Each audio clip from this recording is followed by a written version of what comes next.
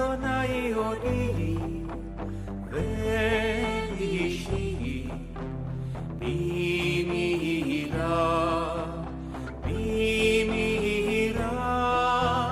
Adonai Mahod Hayai Bimi Efchad A las fuentes de la fe en Tierra Santa, con el padre Francesco Voltaggio.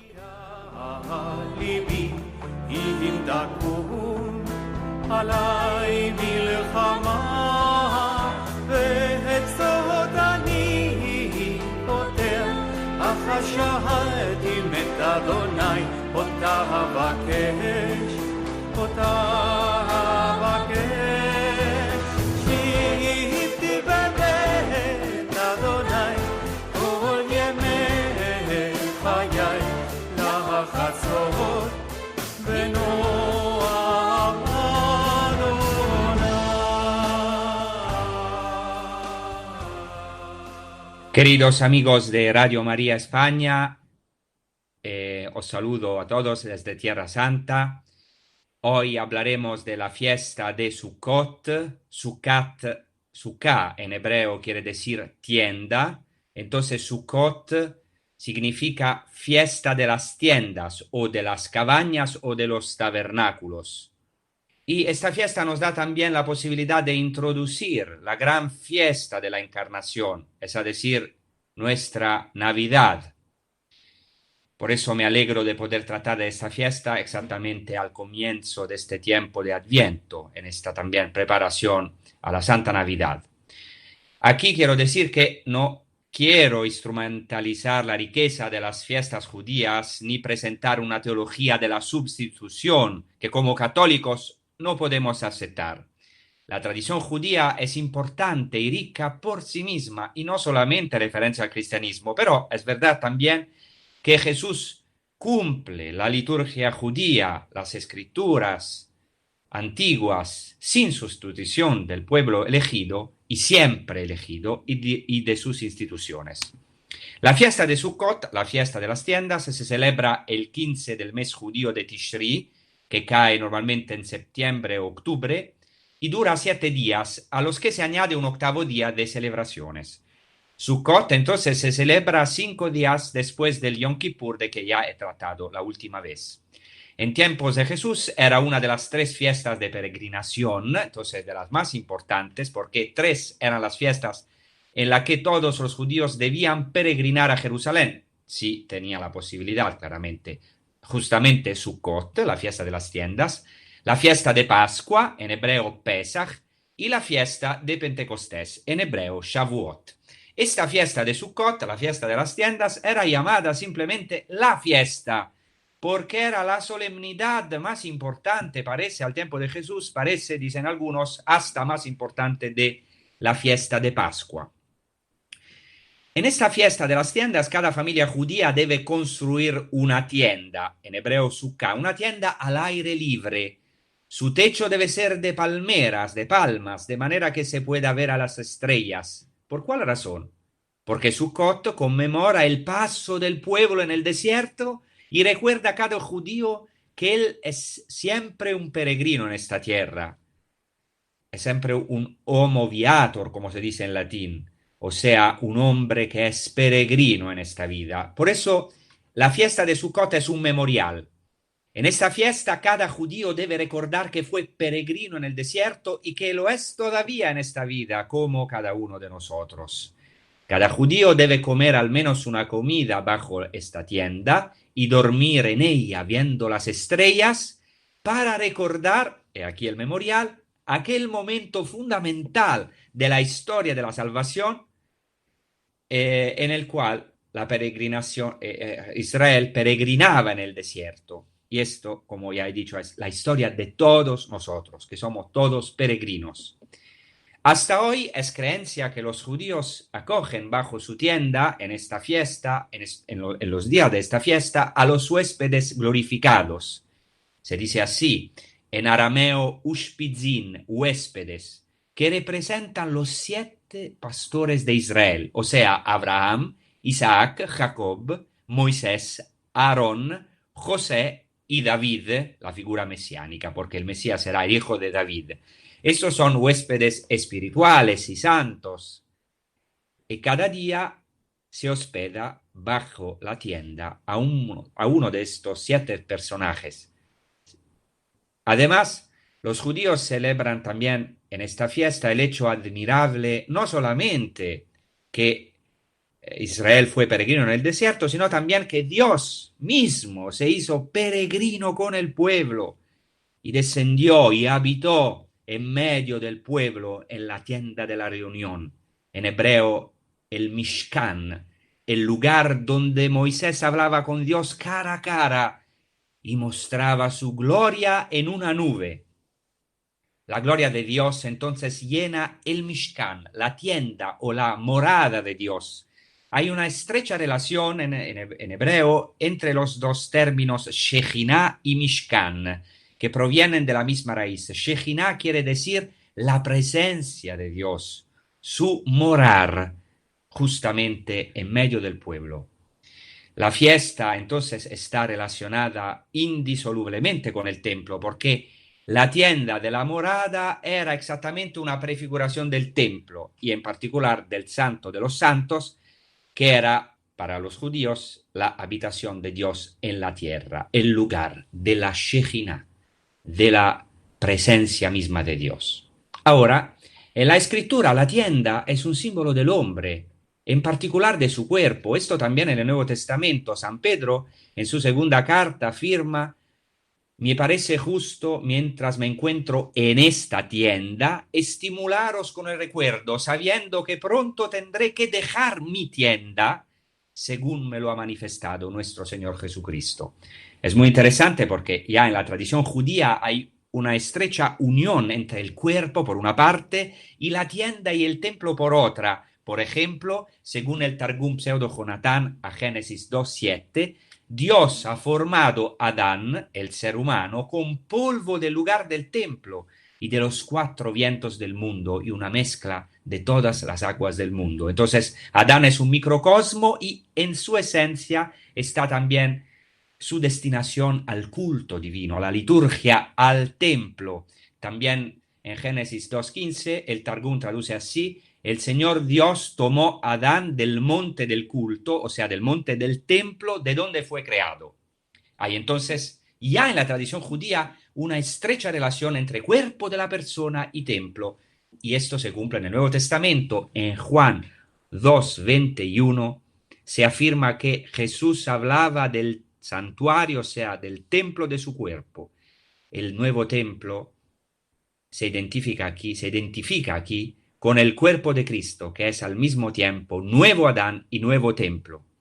La misma idea, por ejemplo, se refiere a los cristianos en la prima carta a los Corintios de San Pablo, que dice, que pregunta así a su comunidad: ¿o no sabéis que vuestro cuerpo es santuario del Espíritu Santo? Según el Evangelio de Juan, la realidad prefigurada en la tienda del desierto, o sea, en el Mishkan, se ha cumplido en la encarnación de Jesucristo. He aquí también la conexión a la fiesta de la encarnación, a la Navidad. La palabra se hizo carne y puso su morada, en griego eskenosen, entre nosotros. Juan 1:14, el prólogo de Juan. La expresión griega traducida con puso su morada entre nosotros, se puede traducir más literalmente así: puso su tienda en nosotros. Jesucristo es el Immanuel, en hebreo, o sea, el Dios con nosotros. Con nosotros está Dios, Emmanuel. La palabra de Dios, la plenitud de su presencia, su Shejinah, no solo está entre nosotros, como cuando Dios habitaba en medio del campamento de Israel en el desierto, pero ahora, cosa admirable, el verbo de Dios está en nosotros, en el hombre, porque verdaderamente Dios se ha hecho hombre, nosotros hemos visto su gloria.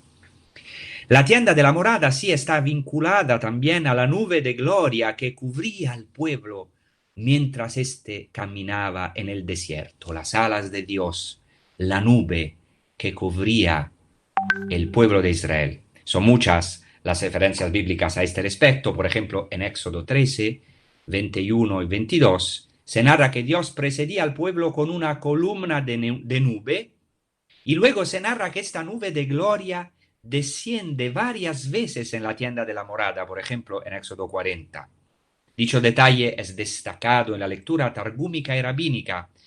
El Targum es la versión sinagogal de la escritura en arameo. En esta traducción se insertaban varias tradiciones midráshicas, y entonces en una de estas inserciones se habla de las 7 nubes de gloria que acompañaban a Israel en el desierto. Es muy interesante porque San Pablo relaciona estas realidades con Jesucristo cuando declara en la primera carta a los Corintios 10, 1-4, así, y cito: no quiero que ignoréis, hermanos, que nuestros padres estuvieron todos bajo la nube, y todos atravesamos el mar, y todos fueron bautizados en Moisés por la nube y el mar, y todos comieron el mismo alimento espiritual, y todos bebieron la misma bebida espiritual, pues bebían de la roca espiritual que les seguía, y la roca era Cristo.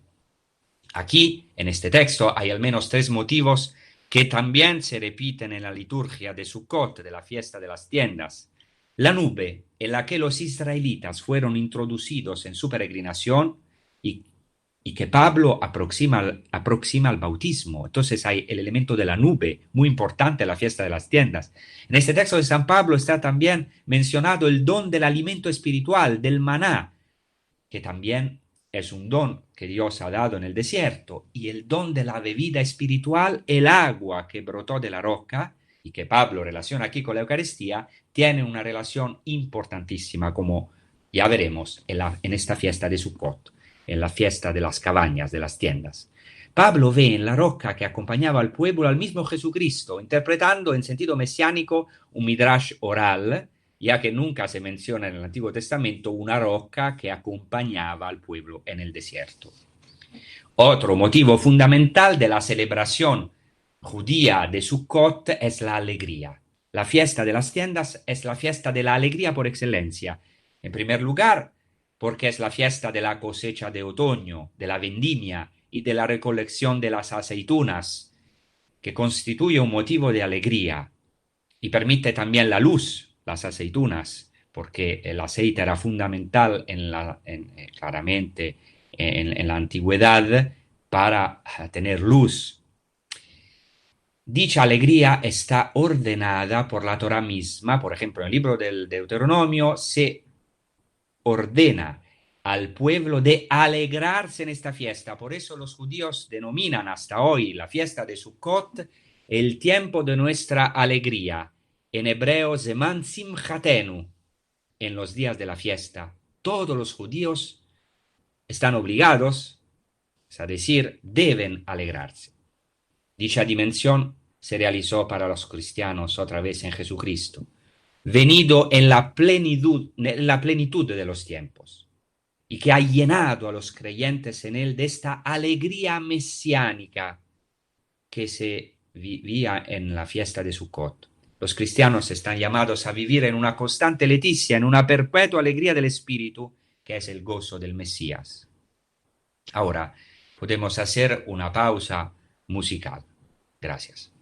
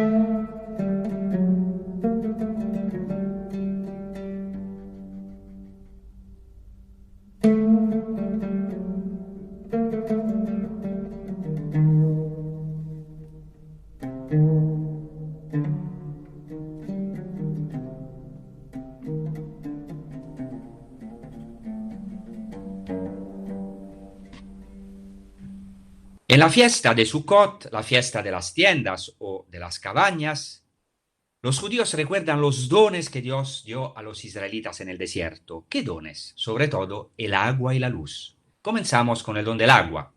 A la época del segundo templo, en el curso de los 7 días de Sukkot se llevaba a cabo una magnífica procesión, una procesión solemne con cantos de alegría que comenzaba en la fuente del Gijón, que está situada bajo el templo y que es cercana a la piscina de Siloé. Cuidado a este detalle porque después lo vamos a retomar.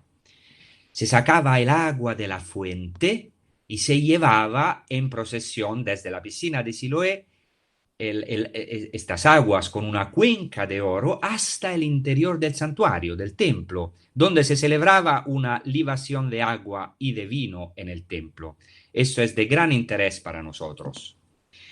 Había 2 agujeros bajo el altar del templo, uno para el vino, el otro para el agua, y se creía que dichos agujeros comunicaban con las aguas del abismo.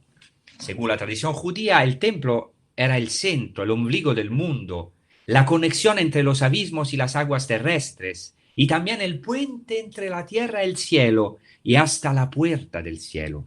Por eso dicha procesión de agua era tan alegre que en el Talmud se afirma que quien no ha visto la Simchat Bet HaShoevah, es decir, la alegría del lugar de donde se sacan las aguas, no conoció alegría, no conoció Simcha en sus días. Claramente, la procesión constituía un rito de propiciación para obtener las lluvias del año entrante, y todavía Sukkot es muy importante hasta ahora porque es una fiesta llena de oraciones para obtener las aguas del cielo, o sea, las lluvias, porque claramente la Tierra Santa es una tierra muy árida y sin agua no se puede vivir. Según la tradición judía, el Mesías, como enviado de Dios, tenía que tener en su mano 4 llaves. Es muy interesante este texto, pero no tengo tiempo ahora. Son 4 llaves, entre las cuales la llave de la lluvia, del agua, la llave del alimento celestial como el maná, la llave de la vida, de la resurrección. Y el Mesías, como ya había hecho Moisés en el desierto, según los judíos, tiene que dar el agua viva prometida por los profetas para los tiempos mesiánicos. Jesucristo, por tanto, en el gran día de la fiesta de Sukkot, en el medio de la fiesta de las tiendas, como nos refiere el Evangelio de Juan, se levanta en pie y grita. O sea, quiere decir en el lenguaje joánico que hace una revelación, grita, y eso es su grito: si alguno tiene sed, que venga a mí y beba. El que cree en mí, como dice la Escritura, de su seno correrán ríos de agua viva.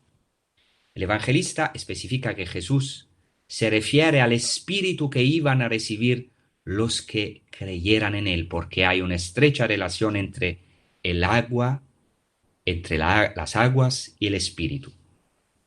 En una palabra, es como si Jesús dijera: yo soy la verdadera piscina, yo soy la fuente de agua viva. Así Jesús manifiesta su profundidad divina y el marco de la fiesta de Sukkot es pues de enorme importancia para comprender a fondo dicha revelación.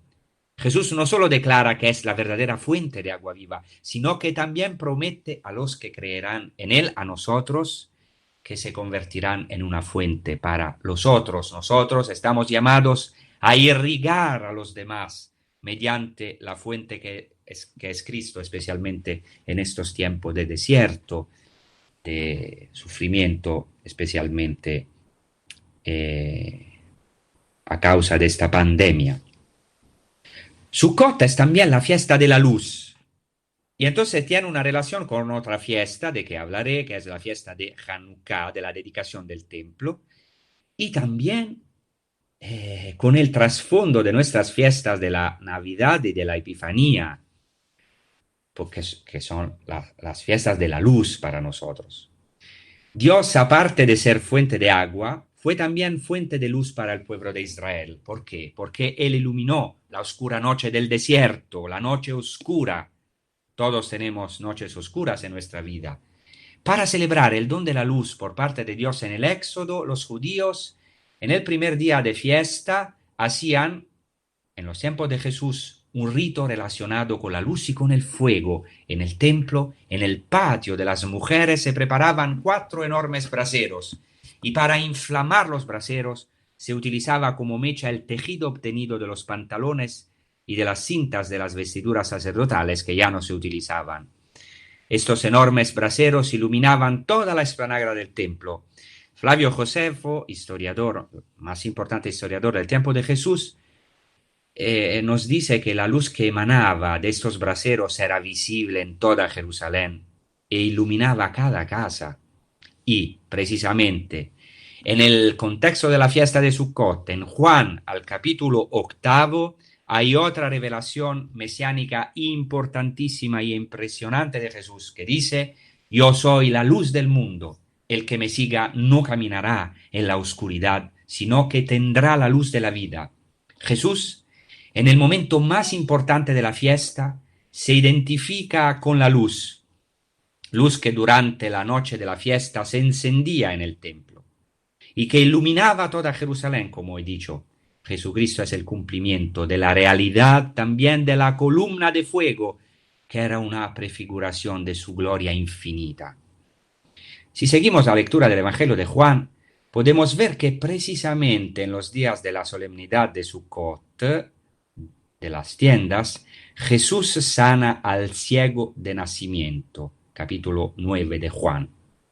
Y es muy interesante, ¿dónde lo manda a lavarse después de untar sus ojos con el barro? No por casualidad lo envía a la piscina de Siloé, que tenía una importancia fundamental, como he dicho, en los ritos de Sukkot. Dicha piscina es, entre otras cosas, una imagen del bautismo, claramente, y el ciego es enviado a la piscina de Siloé y volvió ya viendo, porque Jesús es la verdadera luz, la verdadera fuente. Por esto envía al ciego a la piscina de Siloé, que quiere decir Shiloach, el enviado.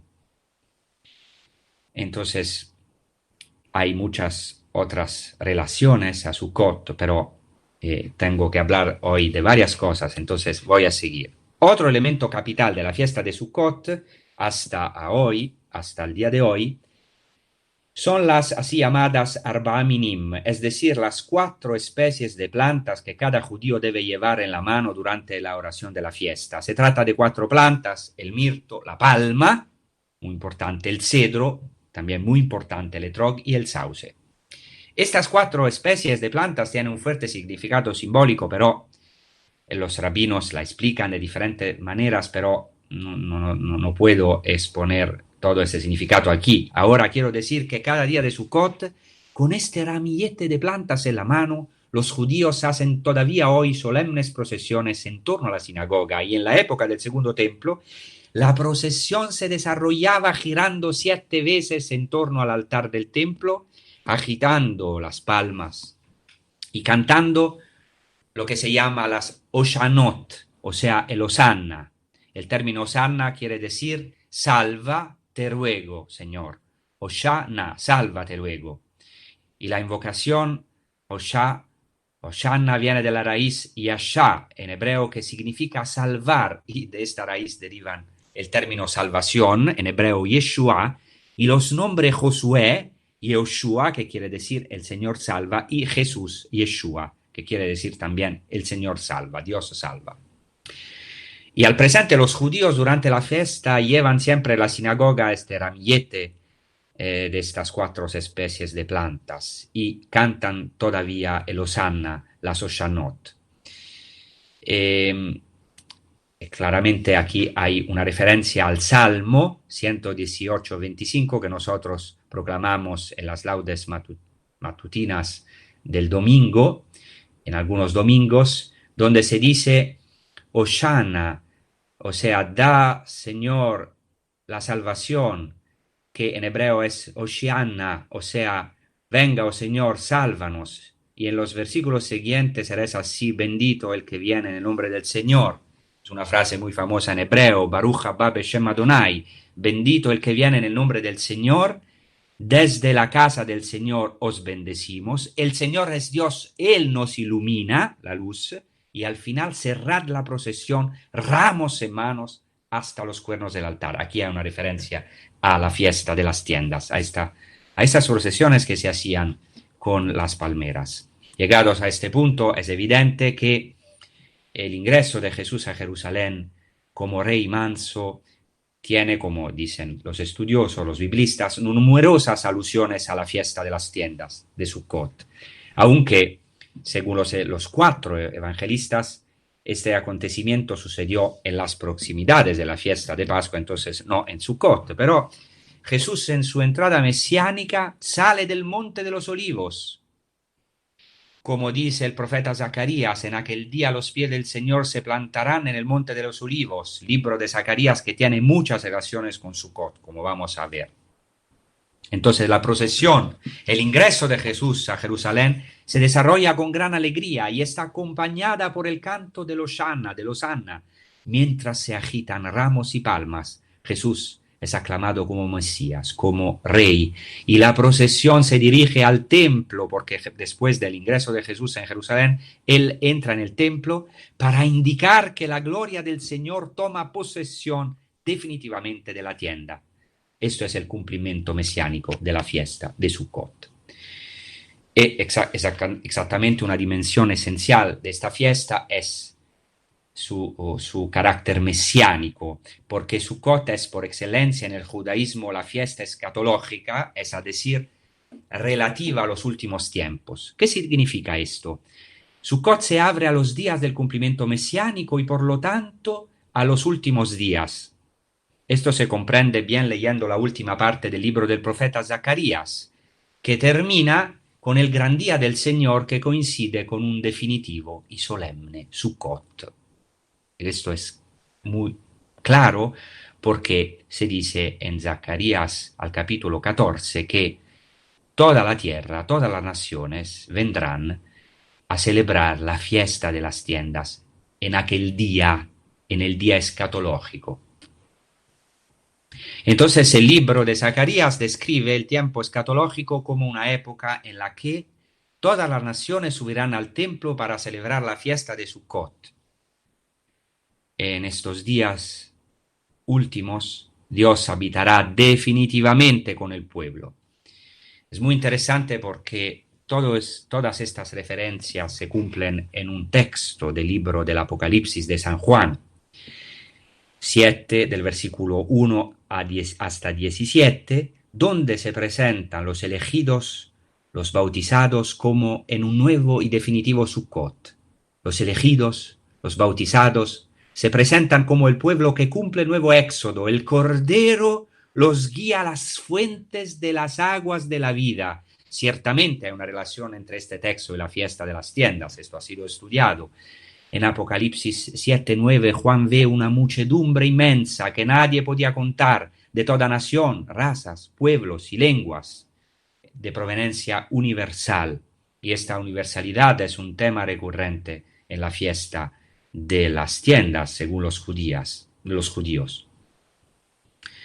Y esta muchedumbre estaba de pie delante del trono y del Cordero, vestidos con vestiduras blancas y con palmas en sus manos, dice el Apocalipsis de San Juan. La referencia a la vestidura blanca, que es típica de las fiestas judías, y a las palmas es otra clara alusión a Sukkot. Y también en el texto del Apocalipsis se nota que los elegidos con palmas en las manos gritan: la salvación es de nuestro Dios, que está sentado en el trono, y del Cordero. O sea, aclaman la salvación. Es una referencia evidente a Hosanna que se canta en Sukkot con el ramillete de plantas en la mano, porque estos elegidos están vestidos con vestiduras blancas, provienen de todas las naciones, tienen palmas en las manos y cantan la salvación. En una palabra, celebran la fiesta escatológica y definitiva de Sukkot, profetizada por Zacarías, donde también se profetiza en Zacarías una fuente abierta para lavar el pecado y la impureza. Finalmente, Juan, en el Apocalipsis, narra que uno de los presbíteros le pregunta: esos que están vestidos con vestiduras blancas, ¿quiénes son? ¿Y de dónde vienen? El presbítero mismo desvela, dicho: misterio escondido con estas palabras. Esos son los que vienen de la gran tribulación, han lavado sus vestiduras y las han blanqueado con la sangre del Cordero. Por eso están delante del trono de Dios, dándole culto día y noche en su santuario, y el que está sentado en el trono extenderá su tienda sobre ellos. Entonces Dios extiende su tienda, su sukkah, sobre los elegidos, de manera que ya no tengan hambre, donde el maná, ni sed, donde el agua, ni les moleste el sol, ni bochorno alguno, nube de gloria que protegía al pueblo. Y el Cordero los guía a los mananciales de aguas de la vida. Entonces tenemos también el don del agua. Y enjuga toda lágrima de sus ojos, se dice al final del texto del Apocalipsis, de Apocalipsis 7. Entonces, ¿qué quiere decir? Que enjuga toda lágrima de sus ojos la alegría. Los elegidos estarán en una felicidad perenne, y nosotros estamos llamados en estos tiempos oscuros a levantar nuestros ojos a esta realidad.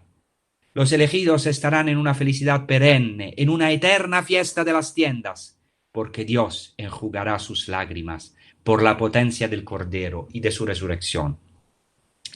Todos los elementos comunes a este texto y a Sukkot fueron tomados en la liturgia bautismal antigua.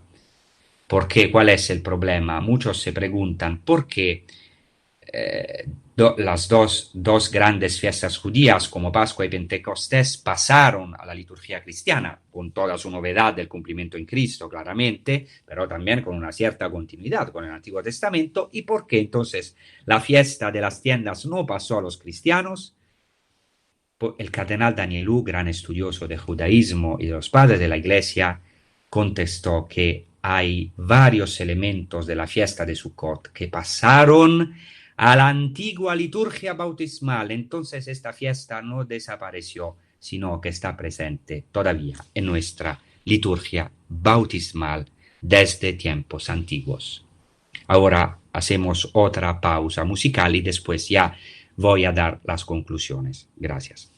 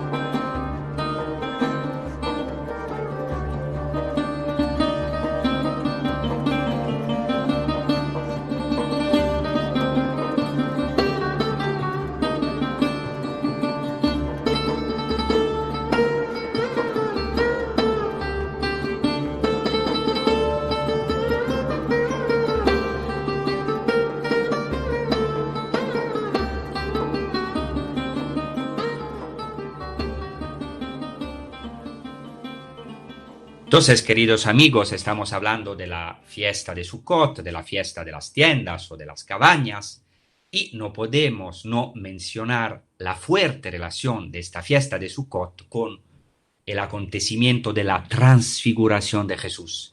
También Joseph Ratzinger, el Papa Benedicto, ha puesto de relieve dicha relación, porque la narración de la transfiguración, por ejemplo, en el Evangelio de Mateo, empieza con la siguiente indicación temporal: 6 días después. Mateo 17:1. 6 días después.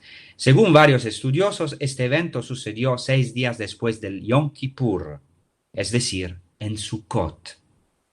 Entonces, lo que es de verdad impresionante es que el acontecimiento de la transfiguración de Jesús tiene una profunda relación con la fiesta de Sukkot. Por ejemplo, Jesús toma consigo a Pedro, Santiago y Juan y los lleva a un monte alto.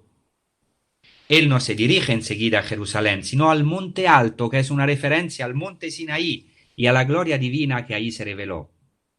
Jesucristo se transfigura en el monte ante 3 discípulos suyos, y su rostro se puso brillante como el sol, y sus vestidos se volvieron blancos como la luz. Por tanto, en primer lugar, hay una clara referencia a la gloria y a la luz, elementos típicos de Sukkot, como hemos visto. Seguidamente se aparecen a los 3 apóstoles Moisés y Elías, una posible referencia a los huéspedes santos, en arameo ushpizin, que los judíos acogen en Sukkot dentro de su tienda. Aunque Elías no figure entre los 7 huéspedes, es una figura mesiánica muy importante en la tradición judía. ¿Por qué precisamente Moisés y Elías? Bueno, ya lo sabemos, primero porque Moisés representa la Torá y Elías los profetas, pero hay algo más. Porque Moisés y Elías son los 2 personajes del Antiguo Testamento que tuvieron la experiencia más cercana de Dios. Y en ambos casos, ¿dónde? En el monte Sinaí. Moisés en el monte Sinaí tiene una experiencia profunda y muy cercana de Dios, sin llegar a ver su rostro. Elías lo mismo, advierte la presencia de Dios en el monte Sinaí, pero no puede ver su rostro, no quiere ver su rostro. Dios allá se manifiesta en el susurro de brisa suave. Maravillosa la expresión hebrea que es kol de mamá daka, que quiere decir, mejor dicho, voz de silencio sutil. En aquella voz de silencio sutil, Elías entiende que Dios está pasando, pero cubre su rostro con el manto para evitar ver a Dios cara a cara. Entonces, en la transfiguración hay un elemento de novedad, no solamente de continuidad respecto al Antiguo Testamento. O sea, en Jesucristo se muestra el rostro de Dios. En su rostro se revela el rostro de Dios que Moisés y Elías habían deseado ver y no pudieron ver. El rostro de Dios es su gloria, su esencia, que es el amor mismo. El amor de Dios es su peso absoluto, su peso máximo, porque gloria en hebreo se dice kavod, que tiene una referencia a la raíz kaved, que quiere decir ser pesado. La gloria es el peso de Dios. ¿Cuánto vale Dios? Y Dios es el peso máximo en absoluto, es el amor con la A mayúscula. Entonces Moisés y Elías, que en la antigua alianza no habían podido ver el rostro de Dios, aparecen ahora en la tierra contemplando el rostro de Dios en Jesucristo y conversando con él. Y entonces Pedro dice a Jesús: Señor, bueno es estarnos aquí. Si quieres, haré aquí 3 tiendas, una para ti, otra para Moisés y otra para Elías. Aquí hay otra vez una clara alusión a la fiesta de Sukkot. Pedro quiere construir 3 Sukkot, 3 tiendas. Inmediatamente la narración evangélica se relata que una nube luminosa los cubrió con su sombra, y de la nube salía una voz que decía: este es mi Hijo amado, en quien me complazco, escuchadle. Aquí tenemos otro detalle digno de mención si se vincula con los temas de la fiesta, o sea, la nube de gloria. O sea, aunque no se pueda demostrar de forma concluyente que el evento de la transfiguración coincidió históricamente con una fiesta de las tiendas, es fuera de toda duda que sin comprender su trasfondo no se puede entrar en el profundo significado de la transfiguración, como también el Papa Benedicto justamente ha indicado. Para nosotros, los cristianos, dicha realidad de identificación se cumplió en aquel que hemos reconocido como el Mesías de Israel y el esperado de las naciones, Jesucristo, que estamos esperando en este tiempo de Adviento, que puso su tienda en nosotros y del cual hemos contemplado su gloria. A la presencia invisible de Dios en la tienda y luego en el templo sucede, gracias a la encarnación del Verbo que iremos a celebrar, la misma presencia sensible de Dios entre los hombres en Jesucristo. Este tema se encuentra en todo el Evangelio de Juan, cuya teología, el versículo Juan 1:14, constituye la síntesis. Jesucristo es la nueva tienda, el nuevo templo. Es muy interesante porque esto se va a cumplir plenamente en la cruz, donde al final del Evangelio de Juan se narra que uno de los soldados a la muerte de Jesús atravesó su costado con una lanza y al instante salió sangre y agua. Entonces Jesús es la fuente de agua viva, especialmente en la cruz, y de su costado salió sangre y agua. Es muy interesante porque según los textos antiguos judíos, como por ejemplo la Mishnah, la sangre de los sacrificios era derramada en dos agujeros situados en la parte sureste del altar y salía con el agua, la sangre y la agua salían por un conducto que fluía del lado oriental del templo y así desaguaba en el torrente Cedrón. Las fuentes añaden que esta mezcla de agua y sangre hacía fértil el valle del Cedrón. Y el término griego pleura, que se utiliza en Juan 19:34, referido al costado de Cristo, significa no solamente costado, sino también lado, y es referido en el Antiguo Testamento griego al lado del templo. ¿Qué quiero decir? Para decirlo de manera simple, que Juan ve en el costado de Jesucristo el lado del nuevo templo, del que salen sangre y agua, un torrente que sana nuestra vida, que puede sanar toda la humanidad, que da vida a nuestros desiertos, que hace florecer nuestro desierto y fecunda nuestra vida. Y aquí vemos entonces una conclusión, una referencia clara a la Navidad que quiero también desarrollar en esta conclusión, en estos últimos minutos de la transmisión. Dios puso su tienda, su morada, su templo en nosotros cuando se ha metido. ¿Dónde? En el pesebre, antes de todo, en el régimen, o sea, en el seno de la Virgen María, y después en el pesebre. Esto es algo de impresionante. Dios mismo, que es infinito, se ha metido en el más débil que tiene el hombre, o sea, el seno de la mujer, su matriz. Por eso siempre el demonio ataca a la matriz, es furioso, es enojado contra al hombre, pero especialmente contra la mujer, contra la vida, en contra de la matriz, porque la mujer tiene la matriz de la vida. Pero también Dios puso su morada en un pesebre. Este lugar, el pesebre, es exactamente el signo que el ángel le da a los pastores.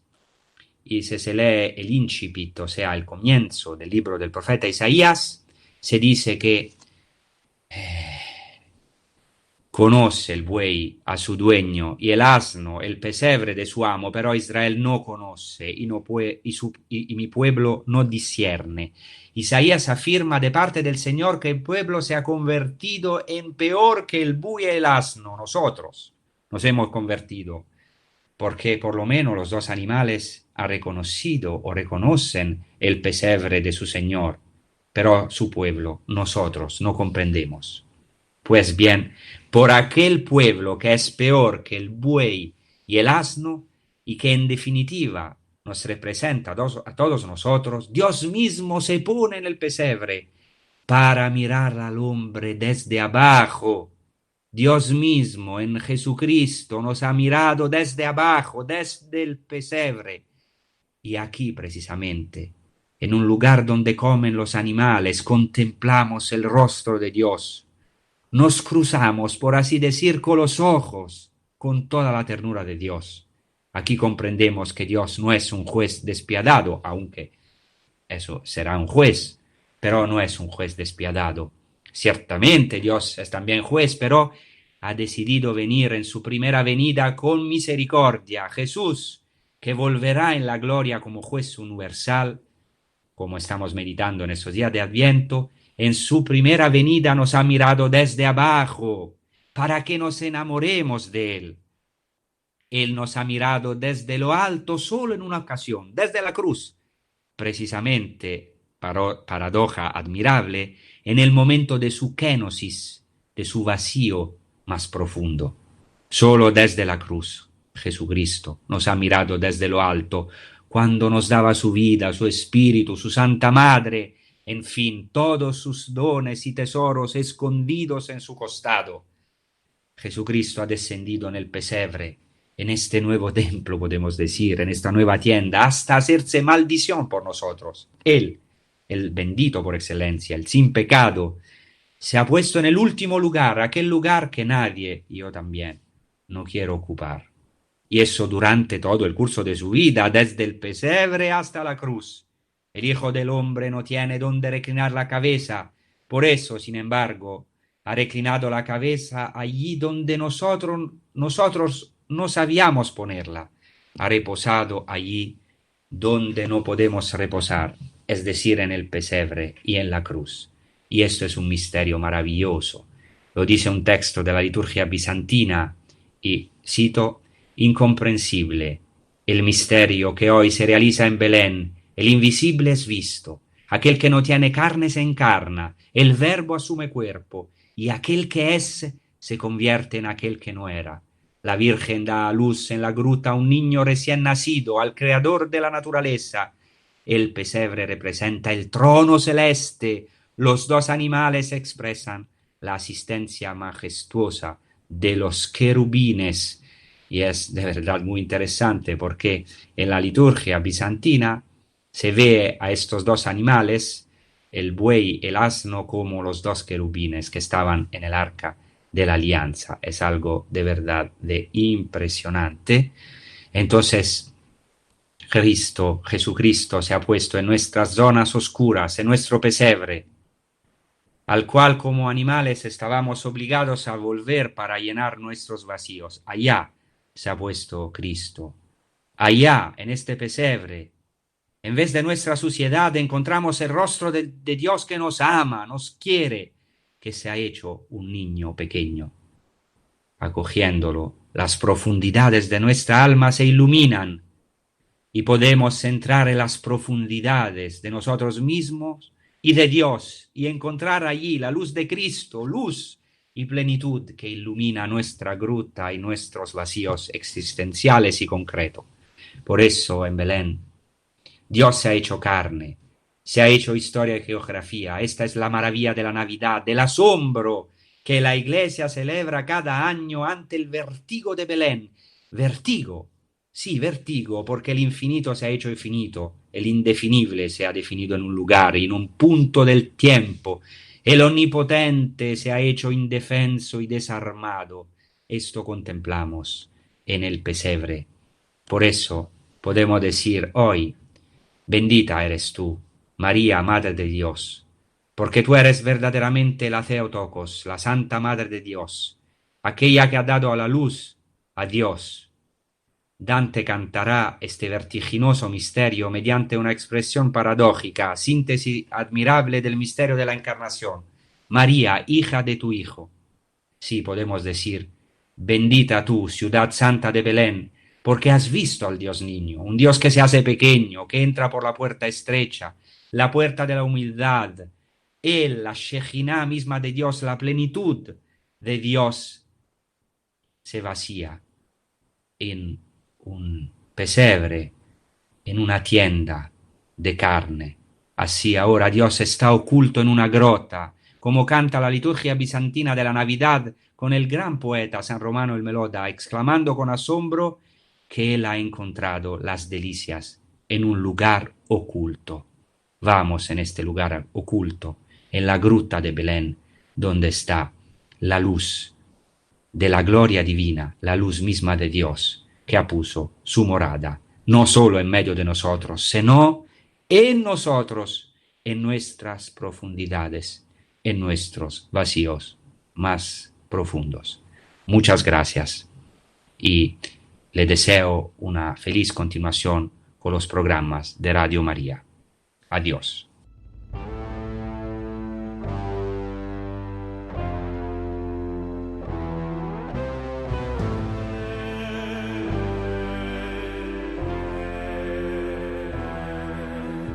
Adonai Odi, Veishi, Bimira,